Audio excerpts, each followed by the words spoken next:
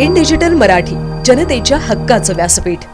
मुख्यमंत्री एकनाथ शिंदे यांच्या हस्ते उद्घाटन झालेल्या उल्हासनगर महानगरपालिकेच्या मल्टी स्पेशालिटी हॉस्पिटलमध्ये सुरक्षारक्षक म्हणून काम करणाऱ्या एका व्यक्तीने गेल्या 6 महिन्यांपासून पगार न मिळाल्याने आत्महत्या करत आपले जीवन संपवले आहे।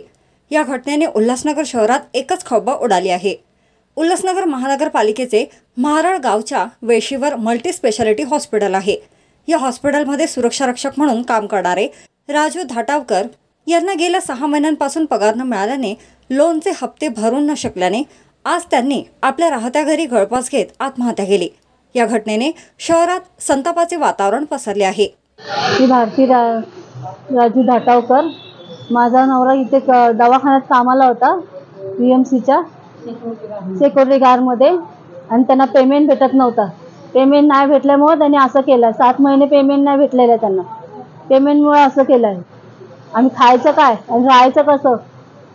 आज जबाबदार सगळे तेच आहे हॉस्पिटल नगर महानगरपालिकामध्ये। मला न्याय पाहिजे आहे, नाही तर बॉडी तिकडे घेऊन जातो आम्ही हॉस्पिटलला। मला न्याय पाहिजे फक्त, बस। मी सागर बागडे, मी पण ह्या कामामध्ये आणि राजूभाऊ पण आमच्या कामामध्ये होते।